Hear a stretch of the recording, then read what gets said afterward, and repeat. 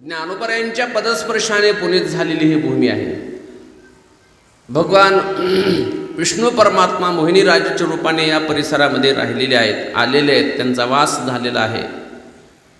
थोर संत श्री समर्थ सद्गुरू किसनगिरी बाबा यांच्या जाण्या येण्याचा रस्ता हा त्यांच्या पदस्पर्शाने पुनीत झालेली ही भूमी आहे. आणि खरोखरच या भूमीला वंदन करावं, बाकी काही बोलावं सांगावं असं अजिबात वाटत नाही. चरणी माथा ठेविजे हेची भले, मी अजिबात तुम्हाला सांगण्याकरता आलेलोच नाही. फक्त या भूमीला वंदन करावं, सर्वांचं तुमचं दर्शन घ्यावं आणि परत जावं यासाठी आलेलो आहे. परंतु नियम म्हणून थोडंसं बोलावं लागतं, म्हणून थोडंसं बोलणार आहे. सांगणार काहीच नाही, फक्त थोडंसं बोलणार आहे. सांगण्यासारखं माझ्याकडं काहीच नाही. आणि तुम्हाला कोणी सांगावं, तुम्हाला कोणी सांगावं म्हणजे तुमच्याकडून ऐकावं असा तुमचा अधिकार आहे. आमचा सांगण्याचा अधिकार नाही, तुमचं ऐकण्याचा आमची योग्यता, तीही योग्यता आमच्याकडे नाही. म्हणून तुमच्यासमोर वेडवाकडं थोडंसं बोलावं म्हणून मी या ठिकाणी उभा आहे. ज्ञानोबरायांनी 2.5 वर्ष ज्या श्री क्षेत्र नेवासा या भूमीमध्ये ज्ञानोबरायांनी वास्तव्य केलं आणि त्या भूमीला वंदन करून आम्ही इथंपर्यंत आलो. आणि ज्ञानोबरायांचं दर्शन घेत असताना असा भाव निर्माण झाला, ज्ञानोबरायांचाच एखादा अभंग आपण आज चिंतन सेवेसाठी घ्यावा. त्या अभंगावरती ज्ञानोबरायांच्या अभंगाला थोडंसं ढुसण्या माराव्या, म्हणजे पाझर फुटेल आणि काहीतरी ज्ञानोबराय आपल्याला त्याच्यातून अमृत देतील. अमृतवाहिनी असणारी ही प्रवरा माता या ठिकाणी आहे. ज्ञानोबरायांच्या कासेमध्ये आपण थोडंसं डोकं घालावं असा भाव निर्माण झाला. आणि पैस खांबाचं दर्शन घेत असताना अंतःकरणामध्ये असं वाटलं की ज्ञानोबरायांचा एखादा अभंग आपण चिंतनासाठी घ्यावा. ज्ञानोबरायांना प्रार्थना केली आणि ज्ञानोबरायांनी सांगितलं, जा आता. त्यांच्या कृपेने जसं योग्य वाटेल, जसं मला सुचेल तसं बोलण्याचा मी थोडा वेळ प्रयत्न करणार आहे. सांगणार काहीच नाही तुम्हाला.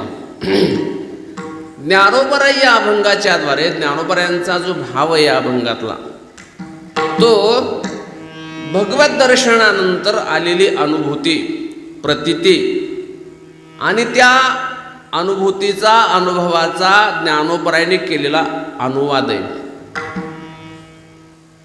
जीवनामध्ये सफलता प्राप्त झाली आणि सफलता पूर्ण जीवन झाल्यानंतर तो अनुवाद ज्ञानोबराय जगाच्या समोर करतात, आपल्या समोर करतायत. जीवनामध्ये 2 मार्ग असतात. एक जीवन सफल असतं आणि एक निष्फल असतं. सफल जीवन आणि निष्फल जीवन, जीवनाचे 2 भाग आहेत. निष्फलता कशामध्ये आहे? परमात्मा सोडून इतर जे सर्व आहे ते सर्व निष्फल आहे. आणि बाकीचा प्रपंच केला, काही केलं, किती तुमचं वैभव, तुमचं ऐश्वर्य जरी वाढलं, परंतु परमात्मा सोडून जर तुम्ही हे सगळं केलं तर सर्व काय आहे? निष्फल आहे. आणि फक्त परमात्मा साध्य केला आणि बाकी काहीच नाही केलं तरी ते जीवन सफल आहे. फक्त परमार्थ करा, परमात्म्याची प्राप्ती करून घ्या, बाकीचं तुम्ही काहीच नाही केलं तरी सुद्धा जीवन सफल आहे. परंतु परमात्मा सोडून बाकी किती जरी काही केलं तरी ते जीवन निष्फल आहे. विठ्ठल विठ्ठल.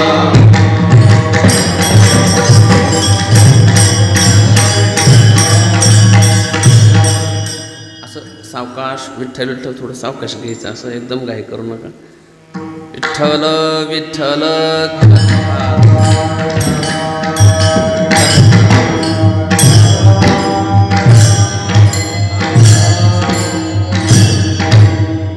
मी असं तुम्हाला सारखं म्हणणार नाही विठ्ठल विठ्ठल, पण जेव्हा म्हणेल त्यावेळेस थोडासा सावकाश वाजवा. घाई केली की मग ते एकदम गाडी तुमची स्पीड घेते. नव्या गाड्या जरा लगेच पिकअप घेते गाडी. सफल जीवन आहे आणि सफल जीवनाचा अनुभव ज्ञानोबराय या ठिकाणी सांगतात. मानवी जीवनामध्ये आल्यानंतर मानवी जीवनाचं एक कर्तव्य आहे. मानवी जीवनाला आल्यानंतर बाकी तुम्ही काहीच नाही केलं तरी चालेल, परंतु जर परमात्मा साध्य नाही केला तर मग त्याच्या जीवनाला कुठल्याही प्रकारचा अर्थ नाही. नाही तरीही पशु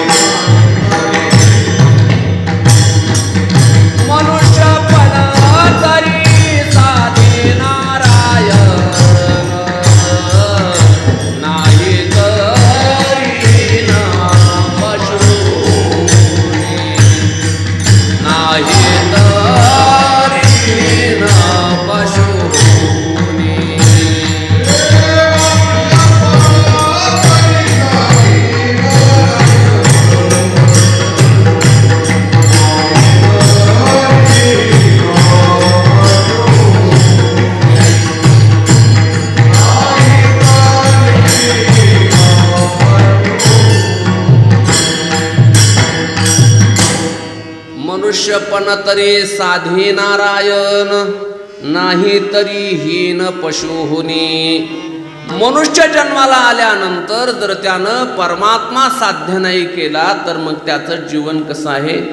पशुहुनी हीन आहे, पशुपेक्षाही हीन दर्जाचा आहे तो. म्हणून मानवी देहाला आल्यानंतर परमात्मा साध्य केला पाहिजे आणि तो साध्य करण्याकरता आपल्याला नरदेह प्राप्त झालेला आहे. नरदेह निधान लागले हाती, उत्तम सार उत्तम गती. देवची होईन म्हणती ते होती, तरी का चित्ती न धरावे. नरदेह निधान लागले हाती, नरदेहासारखं निधान आपल्या हाताला लागले. दुर्लभ असा ठेवा प्राप्त झालेला आहे. बरं, नुसता नरदेह असा सामान्य नाही. या नरदेहामध्ये सर्व इंद्रिये परमात्मा प्राप्त करण्याकरिता प्राप्त करून दिलेली आहेत. दिले इंद्रिये हात पाय कान,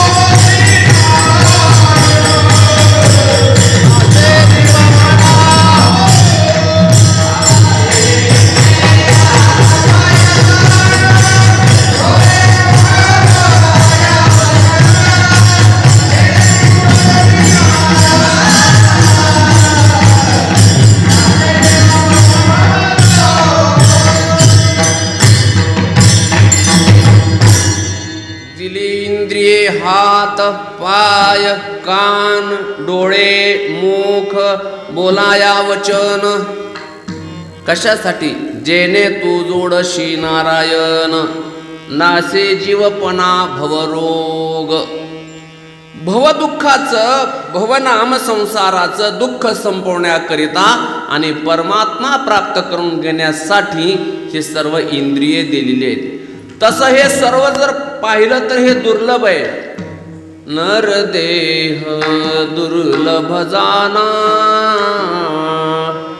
शतवर्षाची गणना.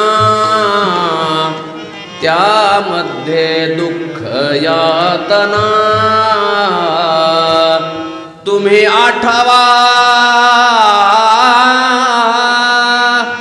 मधुसूदना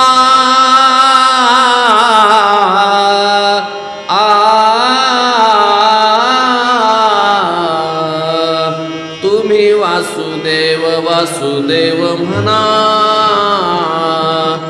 तुम्ही वासुदेव वासुदेव म्हणा. नरदेह दुर्लभ जाना. ह्या चालीची मजा, ऐकायची मजा, भजनाची मजा महाराजांनी आम्ही दिंडीमध्ये फार आनंद घेतला. आमचे मिस्त्री असायचे, महाराज असायचे, दिंडीतलं भजन, बाबांच्या सान्निध्यामध्ये काय आनंद होता तो. कोरोना आला आणि आता फक्त रोनाच शिल्लक राहिले. रोनाच आता काही नाही, तो आनंद नाही. आता गेले ते दिवस, राहिले त्या आठवणी. असं झालं आता. तुम्ही आठवा मधुसूदना,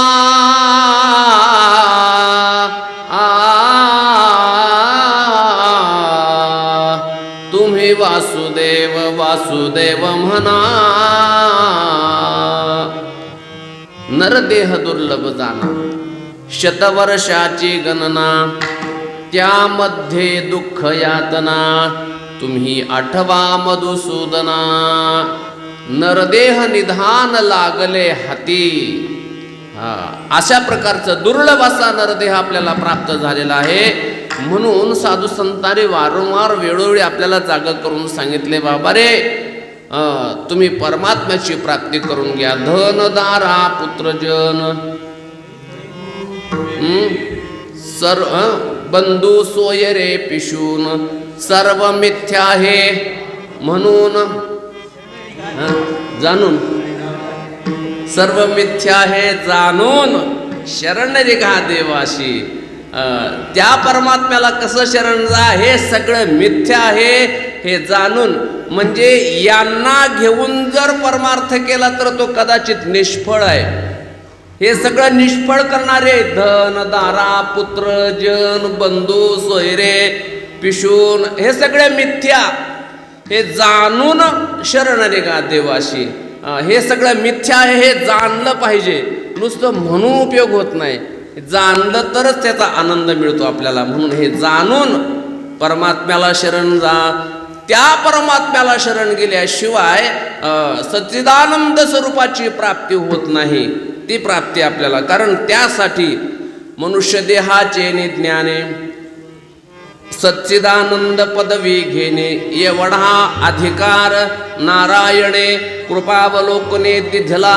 आपल्याला तो अधिकारही दिलेला आहे, परंतु आपण कर्तव्यापासून च्युत झालो, कर्तव्य मूढ झालो आपण, आणि आपण कर्तव्य विसरलो. परंतु साधू संत आपल्याला या ठिकाणी येऊन जागा करतात, आपल्या कर्तव्याची जाणीव करून देतात. आणि त्याकरताच ज्ञानोबराय या ठिकाणी आल्यानंतर निवृत्तीनाथांच्या कृपेने पांडुरंग परमात्म्याचं दर्शन झालं. आणि दर्शन झाल्यानंतर आलेली अनुभूती, संत त्याकरताच या ठिकाणी आलेले असतात. तुम्ही आम्ही तुमच्या आमच्या जीवनामध्ये हित कशाचं आहे, यात हिताचा शोध घेऊन ते या ठिकाणी आलेले असतात. आणि आपल्याला हिताच्या ठिकाणी जागा करण्याकरिता ते स्वतः कृतीतून ते शिकवत असतात. शिकवण्याच्या दोन पद्धती असतात, एक तोंडी असते आणि एक दुसरी थेरी. तोंडी आणि प्रॅक्टिकल, म्हणजे थेरी आणि प्रॅक्टिकल असे दोन भाग असतात.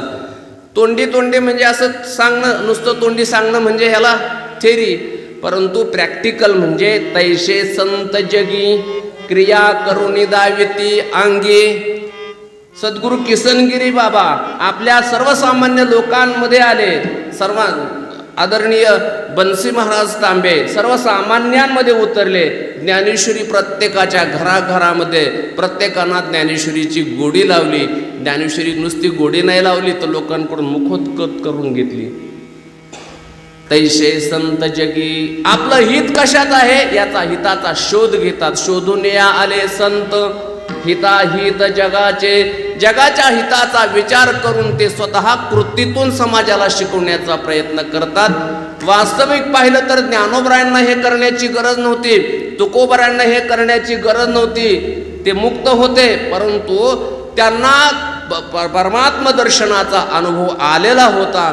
परंतु आलेला अनुभव तो जगाला देण्यासाठी ते या ठिकाणी आले होते. येते उपकारासाठी आले घर जा वैकुंठी. वैकुंठामध्ये ज्यांचं घर आहे त्यांना वास्तविक हे करण्याची गरज नव्हती, ते स्वतः मुक्त होते. परंतु काही लोक असे असतात की स्वतः अनुभव घेतात परंतु अनुवाद करत नाहीत. असा एक वर्ग आहे. 4 वर्ग पडतात यामध्ये महत्त्वाचे. काही लोक अनुभवही घेत नाहीत आणि अनुवादही करत नाहीत.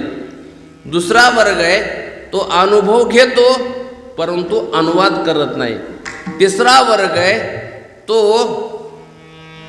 अनुभव घेत नाही परंतु अनुवाद मात्र करत राहतो. आणि चौथा जो वर्ग आहे तो अनुभवही घेतो आणि अनुवादही करतो. पहिला जो वर्ग आहे तो अनुभवही घेत नाही आणि अनुवादही करत नाही. सहज गावात सप्ताह चालू आहे, गावाच्या बाहेर एखादा मनुष्य भेटला. कुठल्या गावचे आहेत? बहिरवाडीचाच आहे. बहिरवाडीचाच आहे. बरं तुम्ही कुठलेच? आम्ही छत्रपती संभाजीनगरहून आलो. कुठं निघालात? आम्ही सप्ताहाला निघालो भगवान कालभैरवनाथाच्या मंदिरामध्ये. गावात सप्ताह चालू आहे वाटतं. हो, वाजतंय कडे काहीतरी गावात खाली. सकाळ उठून 4 वाजल्यापासून काहीतरी वाजत असतंय तिकडं. तुम्हाला काय माहीत नाही का?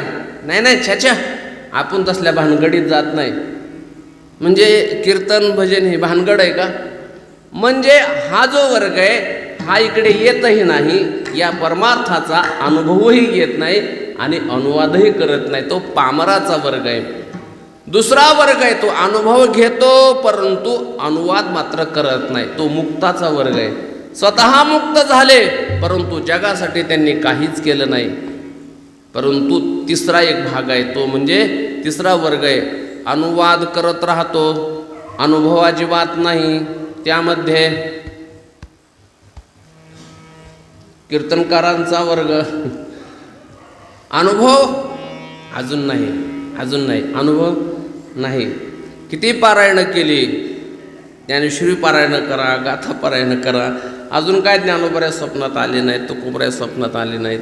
म्हणजे अनुभव आणखी नाही, पण अनुवाद मात्र ठोकून चालू आहे. हा एक वर्ग आहे. आणि चौथा जो आहे तो महत्त्वाचा आहे, तो म्हणजे संतांचा वर्ग आहे. अनुभवही घेतात आणि त्याचा अनुवादही करतात. अनुभवे आले अंगाते या जगाते तसे, ते या जगाते तसे, ते या जगाते तसे.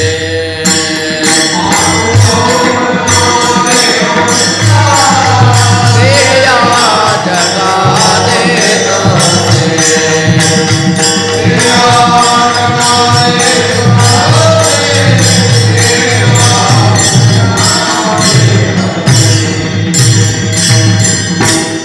अनुभवे आले अंगात ते या जगात देतसे.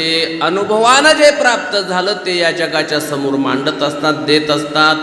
सेवितो हा रस वाटितो अनेका, घ्यारे होऊ नका रानभरी. तुका म्हणे खातो आनंदाचे लाडू, किंवा तुका म्हणे चापुणे सांगे, मज अनुभव आहे अंगे. तो म्हणजे स्वतः सेवन करतात आणि सेवन केल्यानंतर जगाला वाटतात. हा संतांचा वर्ग आहे. ज्ञानोबराई या चौथ्या वर्गातले आहेत. ज्ञानोबरायांनी स्वतः परमात्म दर्शनाचा अनुभव घेतला. निवृत्तीनाथांच्या कृपेने त्यांना परमात्म्याचं दर्शन झालं. हा अभंग जो आहे हा अभंग थोडासा प्रासंगिक स्वरूपातला आहे. याचा प्रसंग मी पुढे सांगतो तुम्हाला. परंतु ज्ञानोबरायांनी अनुभव आल्यानंतर आलेला अनुभव आपल्या जवळ न ठेवता जगाच्या समोर मांडला, त्याचा अनुवाद केला अभंगाच्या पहिल्या चरणामध्ये.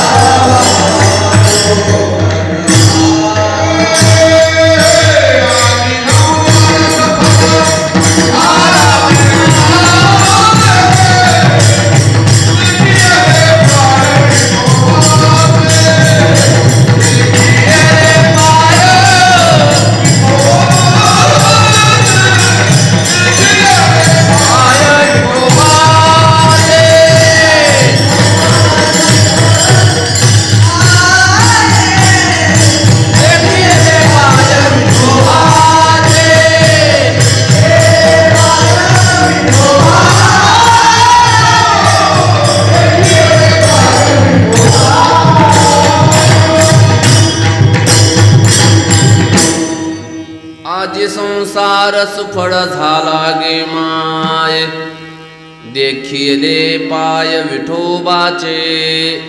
त्या परमात्म्याचे पाय मी पाहिले, म्हणून ज्ञानोबराय म्हणतात आजी संसार सुफळ झाला गे माये. तुका म्हणे जन्म आल्याचे सार्थक, विठ्ठलाची एक देखिलिया. परमात्मा पाहिलं की जीवनाचं सार्थक झालं. सार्थक म्हणजे सफलता. त्यांचं जीवन सफल झालं. सफल जीवन कशाला म्हणतात?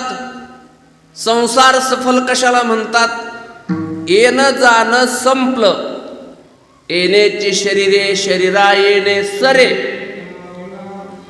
हे इथपर्यंतच.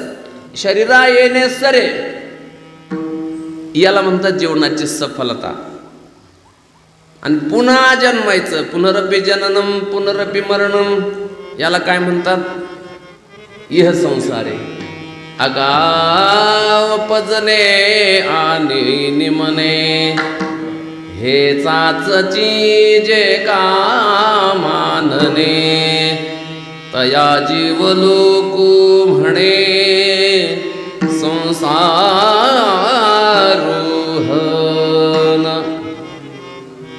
उपजने आणि निमने, जन्माला आणि मरणाला संसार नाहीत म्हणत. हे साचची जे का मानणे, जन्म मरणाला खरं मानणं हा खरा काय आहे? संसार आहे. मग तो संसार कधी संपतो? शरीरा येणे सरे, इथं झाली जीवनाची सफलता. मग ज्ञानोबरायांच्या बाबतीमध्ये पुन्हा येणं आहे का? तुकोबरायांच्या बाबतीमध्ये पुन्हा येणं त्यांची सरली धार, त्यांची सरली धार.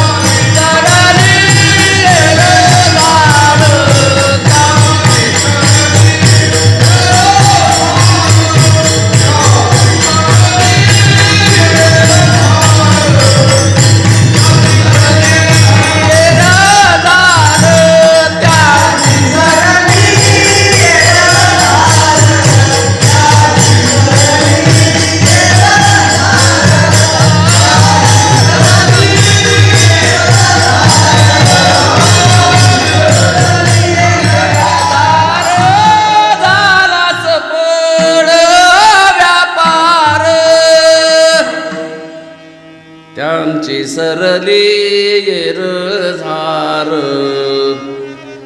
अशा जायला ऐकायला फडावर जायला पाहिजे, मग आनंद मिळतो ऐकायला. त्यांची सरली येरझार, झाला सफळ व्यापार. येणं जाणं संपलं, त्याला म्हणतात व्यापार सफळ झाला. ज्ञानोबा म्हणतात मी परमात्म्याचं दर्शन झालं आणि माझा जो व्यापार होता तो माझा सफळ झाला. आजी संसार सफल झाला गे माय. ज्ञानोबराय परमात्म दर्शन, भगवंताचं दर्शन होण्याच्या अगोदर हा जो प्रसंग आहे, हा प्रसंग सिद्धबेटातला प्रसंग आहे. कारण ज्ञानेश्वरी ज्ञानोबरायांनी सांगितली, सच्चिदानंद बाबाने लिहिली, ग्रंथ पूर्ण झाल्यानंतर सर्व भावंड श्री क्षेत्र आळंदी या ठिकाणी गेली आणि तिथे गेल्यानंतर ज्ञानोबरायांना पंढरीची थोडीशी चाहूल लागली, वेध लागला. मणिवेध होतयाचा पंढरी रायाचा. आणि मग पांडुरंग परमात्म्याची चाहूल मनाला थोडीशी लागली. पंढरीची वारी, पंढरीला जावं किंवा पांडुरंग परमात्म्याचं दर्शन व्हावं असा भाव मनामध्ये निर्माण झाला आणि तो भाव वृद्धिंगत होऊ लागला. संकेत थोडेसे लागू लागले ज्ञानोबरायांना. आणि मग एक दिवस ज्ञानोबराय सिद्धबेटामध्ये सकाळच्या प्रहरी बसलेले होते. तेवढ्यामध्ये इंद्रायणीच्या पलीकडच्या तीरावरती एक कावळा कावकाव करत होता. आणि तो कावळा कावकाव करत असताना ज्ञानोबरायांना अशी मनाला थोडीशी चाहूल लागली की कावळा नक्कीच आपल्याला काहीतरी संकेत देतोय, काही शकून सांगतो काय कावळा. आणि म्हणून त्या कावळ्याच्या जवळ ज्ञानोबराय गेले आणि त्या कावळ्याशी बोलू लागले. अंतकरणामध्ये तळमळ निर्माण झाली. अंतकरणामध्ये ओढ निर्माण झाल्यानंतर कोणाला विचारावं, पुसावे चिहेची वाटे, जे जे भेटे तयासी, देव कृपा करील मज, काय लाज राखील. अंतकरणातली ओढ निर्माण झाली आणि ज्ञानोबराय कावळ्याच्या जवळ जाऊन उभे राहिले आणि कावळ्याला विचारू लागले, हे काऊ, पहिलं तो गे काऊ को कथा है, को कथा है. पहिलं तो गे काऊ को कथा है, को कथा है.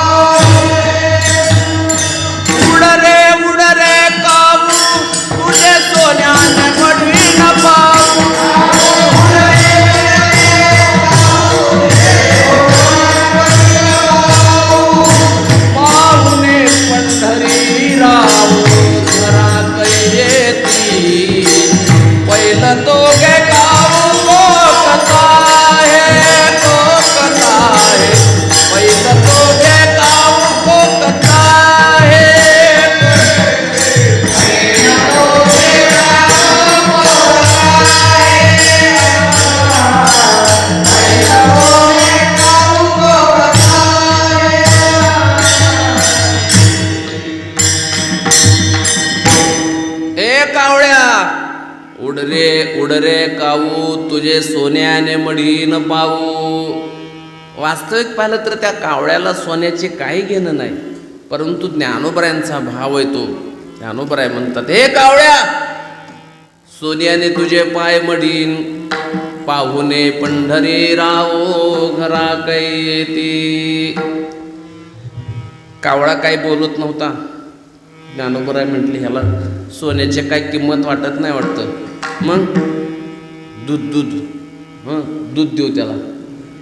दुधे भरून वाटी लावीन तुझे ओठी.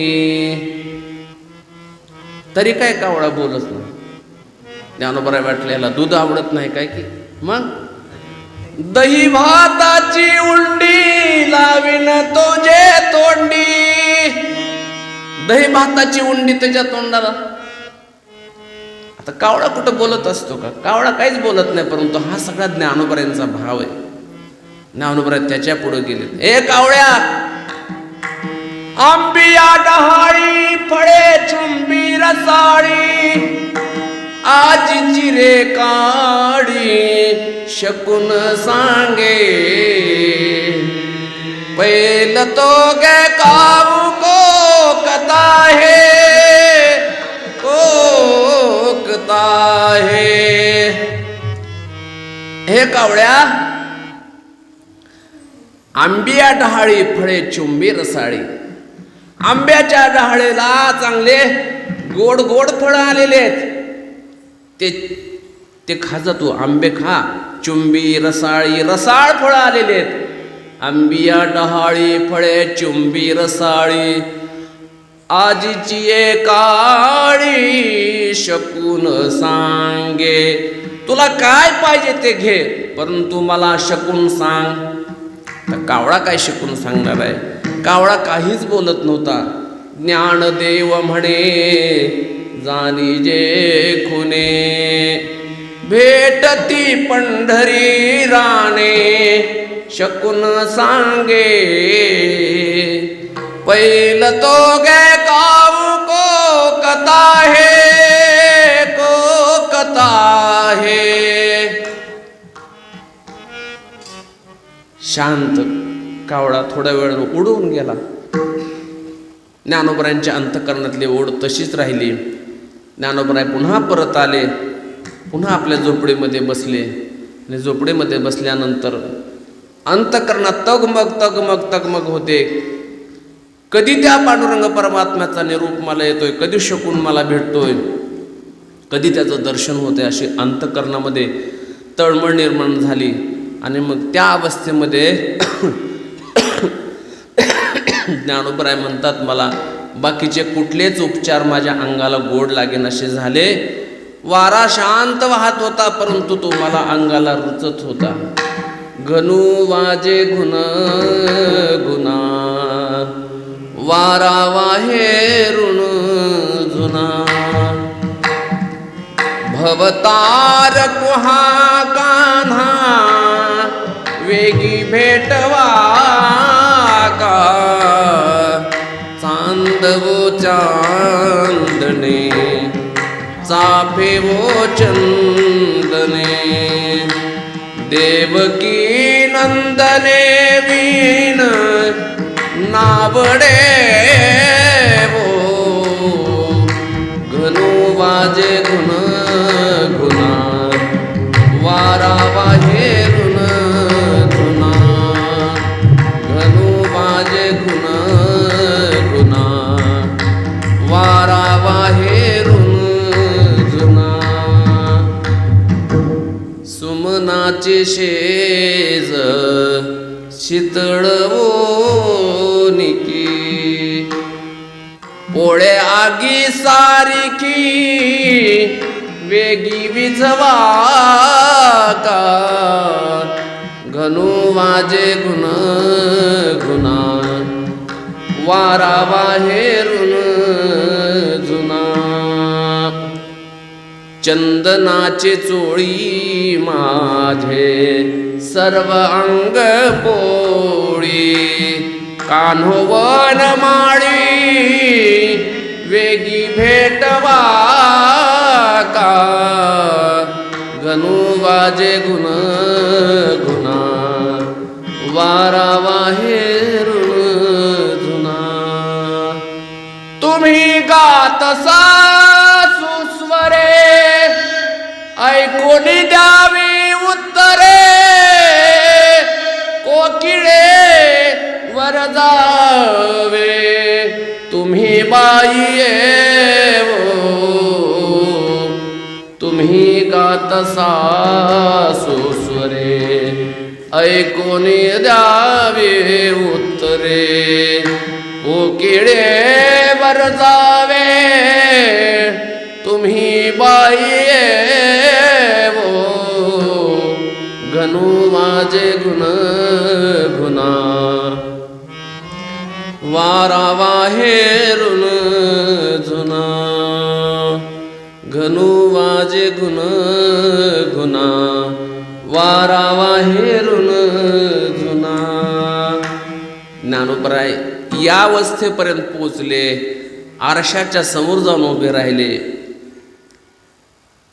आतमध्ये बाहेर सगळीकडे तेच दिसायला लागलं.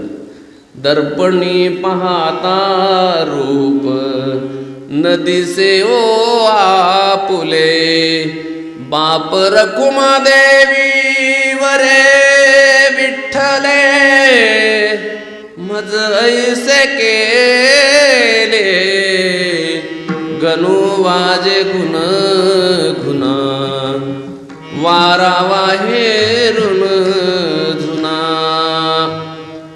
शांत वातावरण झालेलं. सिद्धबेटामध्ये ज्ञानोबराय बसलेत.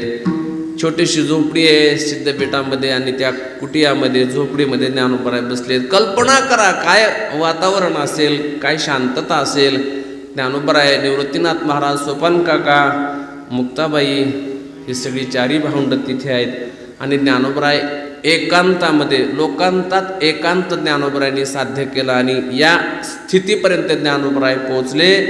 आणि शांत असं वातावरण होतं, शांत वातावरण.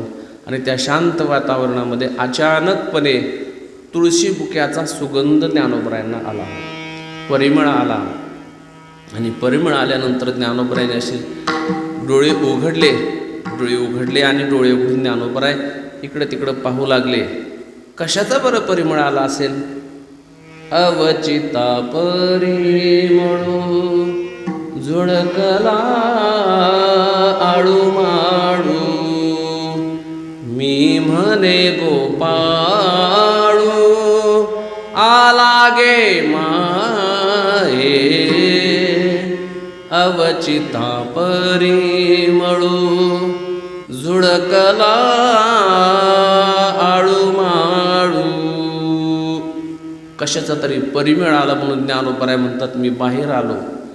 चाचरती चाचरती बाहेरी निघाले चाचरती चाचरती बाहेरी निघाले टकची मिठेले काय करू अवचिता परिमळू झुळकला आळू माळू. शांत उभं राहिलो. ज्ञानोबराय म्हणतात मी शांत उभं राहिलो आणि पाहिलं तर समोर तो कोण होता? तो सावळा सुंदर लावण्यवला. त्याला पाहिल्यानंतर जो आनंद झाला, आजी सोनियाचा दिनू पाहिला रे सबाह्य अभ्यंतरी अवघा व्यापक मुरारी हरी पाहिला रे हरी पाहिला रे आजी सोनियाचा दिनू वर्षे अमृताचा घनू आजी सोनियाचा दिनू दृढविते मना मुळी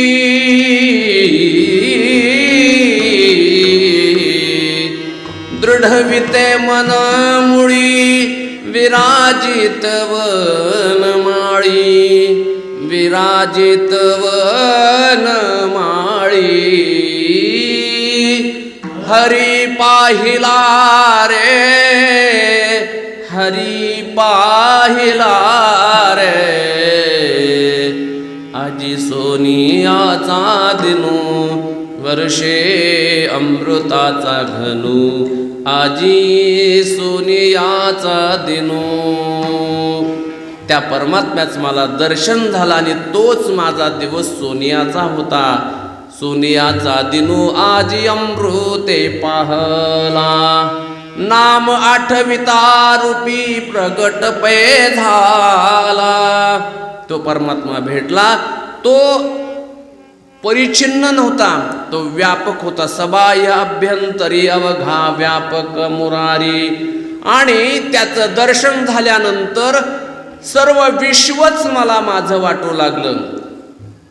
विश्वाचे आरत माझ्या मनी प्रकाशले अवघेचे झाले.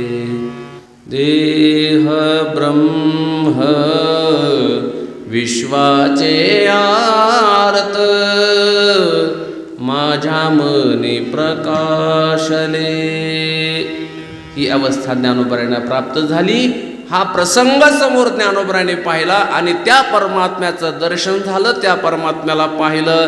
हरी पाहिला रे, हरी पाहिला रे. त्या परमात्म्याचं दर्शन झाल्यानंतर मग ज्ञानोबराय म्हणतात काय,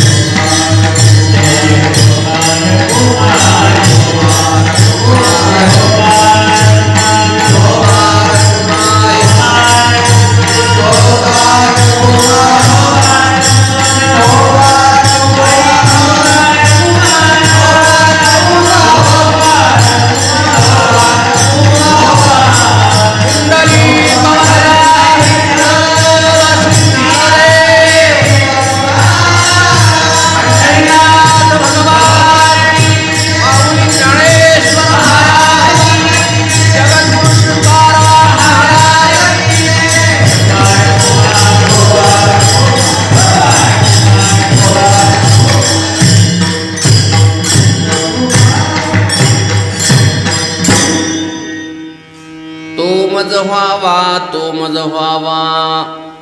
कोणता?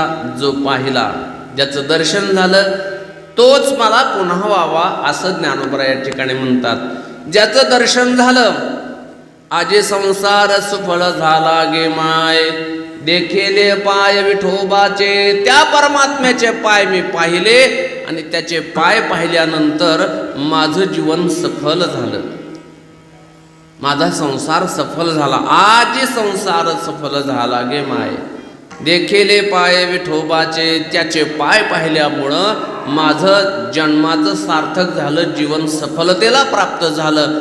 म्हणून तो पुन्हा पुन्हा पुन्हा पुन्हा तोच मला व्हावा हवा हवा हवा व्हावा वाटतो. का व्हावा वाटतो, कोणता व्हावा वाटतो, पुन्हा पुन्हा तोच एखादी वस्तू पुन्हा पुन्हा का हवीशी वाटते.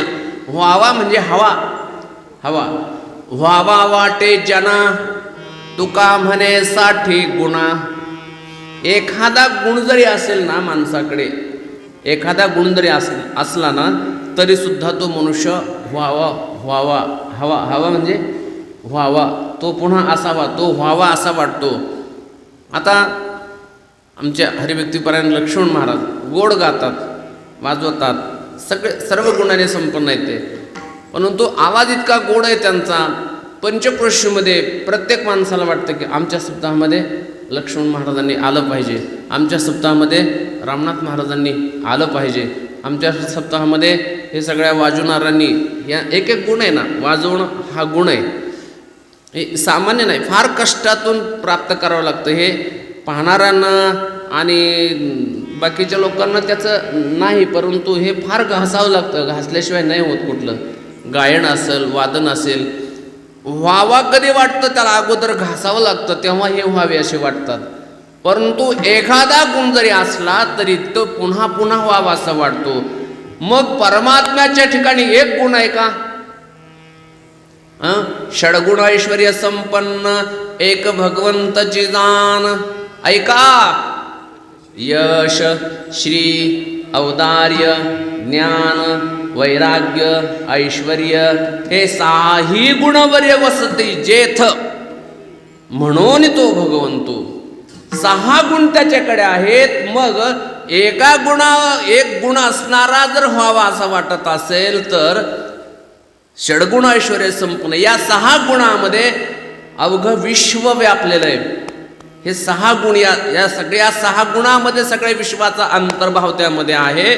म्हणून असा षडगुण ऐश्वर्य संपन्न असणारा परमात्मा तो पुन्हा पुन्हा व्हावा असा वाटतो, पुन्हा पुन्हा आवडतो. बरं त्याचं काय म्हणजे नावडण्यासारखं काय आहे सांगा बरं. त्याच्या रूपाकडं पाहिलं तरी रूपही त्याचं तितकंच सुंदर आहे. सावळे सुंदर रूप मनोहर, राहो निरंतर हृदयी माझे. सावळे सुंदर रूप मनोहर.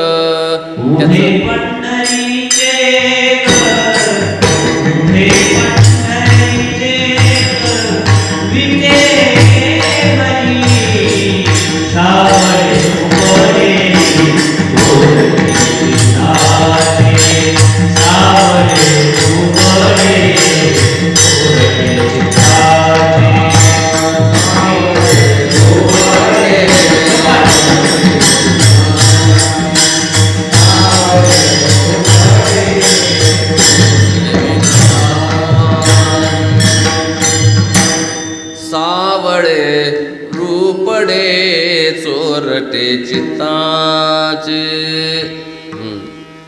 सावळे सुंदर आहे आणि चोरट आहे. ते काय करतं? चोरट. काय चोरतं ते? चित्त चैतन्य चोरून नेले ओ, नेले ओ, नेले ओ.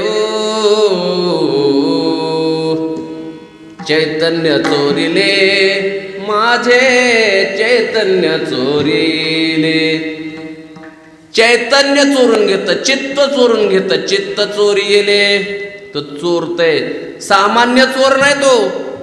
ऐसा पुराण प्रसिद्ध चोर, केशव नाम्याचा दातार, पंढरपुरी उभा विठेवर भक्त पुंडलिकासाठी. मोठा चोर आहे तो, मोठा चोर आहे हा. चित्त चोरणारा चोर आहे. आलं लक्षात? आणि म्हणून सावळे, रूपडे, चोरटे, चित्ताचे चोर, चित्ताची चोरी करणारा तो परमात्मा आहे. म्हणून ज्ञानोबा राय तर म्हणतात, पांडुरंग कांती दिव्य तेज झळकते, रत्नकिळ फाकते प्रभा, अगणित लावण्य तेज पुंजाळले, न वर्णवे तेथेची शोभा, कानडा हो विठ्ठलो कर्नाटको, येणे मज लावे यलावे धू, शब्दे विन अनुवादो दुजे विन संवादो, हे तव कैसे निगमे, परे ही परते बोलणे कुंटले, वैखरी कैसे निसांगे, वैखरी कैसे निसांगे, कानडा हो विठ्ठलो कर्नाटको, येणे मज लावे यलावे धू, तो मज व्हावा, तो मज व्हावा, वेळोवेळा व्हावा पांडुरंग. त्याचा वेद म्हणायला लागलेला आहे. जीवीची या जीवा प्रेम भावाची या भावा, तुझ वाचुनी केशवा अनुनावडे, जीवे अनुसरलिये अजून कानाय. जीवीचा जीवनू बाप रखुमादेवी वरू जीवीचा जीवनू, तो अतिशय आवडीचा विषय माझ्या झालेला आहे. आणि म्हणून एकदा दर्शन झालं जन्माचं सार्थक झालं, एवढ्यातच नाही तर मला पुन्हा पुन्हा तो व्हावा असं वाटतो. तो मज व्हावा, तो मज व्हावा, वेळोवेळा व्हावा पांडुरंग. आपल्या मनातली भावना श्री संत निवृत्तीनाथ महाराजांना ज्ञानोबरायाने बोलून दाखवली. निवृत्तीनाथ महाराज म्हणतात ही अवस्था सामान्य नाही, या अवस्थेला येणं सोपी गोष्ट नाही, परंतु तुम्हाला ही अवस्था प्राप्त झाली, तुम्हाला परमात्म्याचं दर्शन झालं ना, आता पुन्हा तुका म्हणे नव्हे परती, तुझ्या दर्शने मागुती. पुन्हा आता माघारी यायचं नाही. आता जे दर्शन झाले, जे तू पाहिलेलं आहे त्याला आता विसंबू नको, असा सल्ला श्री संत निवृत्तीनाथ महाराज या ठिकाणी देतात. अभंगाचे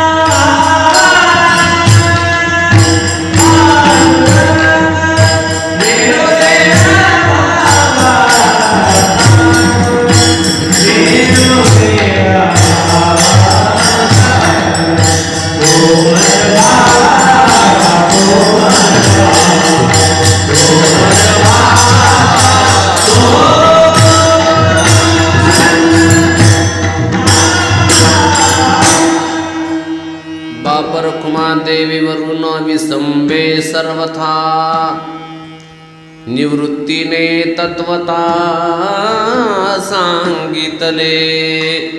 श्री संत निवृत्तीनाथ महाराजांनी ज्ञानोबरायांना सांगितलं, हे ज्ञानोबा, हे ज्ञानदादा, आता या स्थितीवरती आपण आलेला आहात. आता ही स्थिती सामान्य नाही, उच्च स्थिती प्राप्त झालेली आहे. आता इथून पुढे देवाला विसंबू नका. निवृत्तीने तत्वता सांगितले. अरे अरे ज्ञाना झाला से पावन, अरे अरे ज्ञाना झाला से पावन, तुझे तुझं ज्ञान कळो आले, तुझा तुझी देव तुझा तुझी भाव, तुझा तुझी देव तुझा तुझी भाव, फिटला संदेह अन्यतत्वी. निवृत्तीने तत्वता सांगितले. आता या बोधावरती ज्ञानोबराय तुम्ही प्राप्त झालेले आहात. पुन्हा आता मागे फिरून न विसंबे सर्वथा न विसंबे असा निवृत्तीनाथ महाराजांनी ज्ञानोबरायांना सल्ला दिला. ज्ञानोबरायांनी आपल्याला पांडुरंग परमात्म्याचं दर्शन झाल्यानंतर आलेला अनुभव, त्या अनुभवाचा अनुवाद ज्ञानोबरायाने आपल्यासमोर केला. निवृत्तीनाथ महाराजांच्या कृपेने ज्ञानोबरायांना अनुभव आला. भगवान करो आपल्याही जीवनामध्ये एक ना एक दिवस, कधी ना कधी, या जन्मात नाही आला तरी काही एका जन्माच्या शेवटी, अनेक जन्म आपल्याला घ्यायचे आहेत. आणखी एका जन्मात आपलं भागणार नाही, बरेच जन्म आपल्याला घ्यायचे आहेत. मग कुठल्या तरी एखाद्या जन्माच्या शेवटी कृपाळू वा भेटी येईल दया, त्याला दया यावी आणि त्याने आपल्या सर्वांना, माझ्यासहित सर्वांना आपल्याला त्या परमात्म्याचं दर्शन व्हावं. तो अनुभव, जो अनुभव ज्ञानोबरायांना प्राप्त झाला, तो अनुभव आपल्याही जीवनामध्ये प्राप्त व्हावा अशी सद्भावना व्यक्त करतो. आणि झालेली सेवा याच ठिकाणी भगवान कालभैरवनाथाच्या चरणी समर्पित करून माझ्या वाणीला या ठिकाणी पूर्णविराम देतो.